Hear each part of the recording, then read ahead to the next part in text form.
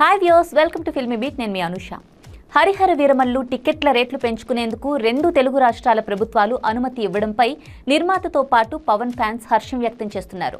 ఈ దెబ్బతో తొలి రోజే కలెక్షన్లతో రికార్డులు బెండు తీస్తామని అభిమానులు సవాల్ చేస్తున్నారు. పవన్ కళ్యాణ్ ఏపీ ప్రభుత్వంలో భాగస్వామిగా ఉన్నారు కాబట్టి 2 రోజుల క్రితమే ప్రీమియర్ షోలకు అనుమతితో పాటు టికెట్ల రేట్ల పెంపునకు సంబంధించి జీవో జారీ అయిపోయింది. అయితే తెలంగాణలో మాత్రం సోమవారం అంతా దీనిపై ఉత్కంఠ నెలకొంది. పుష్ప 2 రిలీజ్ సందర్భంగా జరిగిన తొక్కిసలాట, ఆ తర్వాత చోటు చేసుకున్న రాజకీయ పరిణామాలతో ఇకపై తెలంగాణలో ప్రీమియర్ షోలకు అనుమతి ఇవ్వబోమని, టికెట్ల రేట్లు పెంపునకు కూడా ఛాన్స్ ఉండదని సీఎం రేవంత్ రెడ్డి క్లారిటీగా చెప్పేశారు. ఇక సినిమాటోగ్రఫీ మంత్రి కోమటిరెడ్డి వెంకటరెడ్డి కూడా ఇక మీదట టికెట్ రేట్లు పెంచుకోవడం, ఫ్యాన్స్ కోసం ప్రీమియర్ షోస్ వేయడం కుదరదని ఖరాఖండిగా చెప్పేశారు. అయితే తాజాగా హరిహర వీరమల్లు విషయంలో మాత్రం ఏపీ ప్రభుత్వం టికెట్ల రేట్ల పెంపునకు జీవో జారీ చేయగా సోమవారం సాయంత్రం వరకు తెలంగాణ ప్రభుత్వం నుంచి ఎలాంటి స్పందన రాలేదు.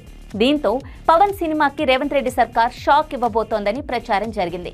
అయితే అనూహ్యంగా ఈ చిత్రానికి టికెట్ల రేట్ల పెంపునకు రేవంత్ సర్కార్ జీవో జారీ చేసింది. పెయిడ్ ప్రీమియర్ షోకి ₹600 ప్లస్ జీఎస్టీగా నిర్ణయించింది. దీంతో టికెట్ రేటు ₹708గా ఉండనుంది. ఇక సాధారణ షోలకు మల్టీప్లెక్స్ లో అదనంగా ₹200, సింగిల్ స్క్రీన్ థియేటర్లలో ₹150 పెంచుకునేందుకు అనుమతినిచ్చారు. దీనికి జీఎస్టీ అదనం.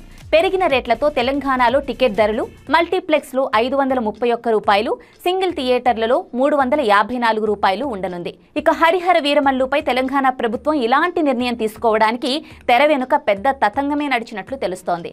దీనికి సీఎం రేవంత్ రెడ్డికి అత్యంత సన్నిహితుడైన కాంగ్రెస్ పార్టీ నేత రోహిన్ రెడ్డి చక్రం తిప్పారని అంటున్నారు.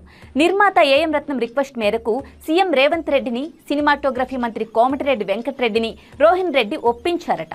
రోహిన్ రెడ్డి టికెట్ ధరల పెంపుతో పాటు పెయిడ్ ప్రీమియర్ షోలకు కూడా అనుమతి ఇప్పించారని, ఆయన మేలు మరువలేమంటూ ప్రీ రిలీజ్ ఈవెంట్లో నిర్మాత ఏఎం రత్నం ధన్యవాదాలు తెలిపారు. కాంగ్రెస్ పార్టీలో సీనియర్ నాయకుడైన రోహిన్ రెడ్డికి సినీ పరిశ్రమతో మంచి సంబంధాలు ఉన్నాయి. గతంలో సాయి ధరమ్ తేజ్తో తిక్క అనే చిత్రాన్ని నిర్మించారాయన. ఆ తరువాత సినిమాలు నిర్మించకపోయినా ఇండస్ట్రీ ప్రముఖులతో సత్సంబంధాలు కొనసాగిస్తున్నారు. 2023 అసెంబ్లీ ఎన్నికల్లో అంబర్పేట నుంచి పోటీ చేసి ఓడిపోయినప్పటికీ సీఎం రేవంత్ రెడ్డితో సన్నిహిత సంబంధాలు ఉండటంతో నిర్మాత ఏఎం రత్నం ఆయన సహాయంతో తన పని చేయించుకున్నారని అంటున్నారు.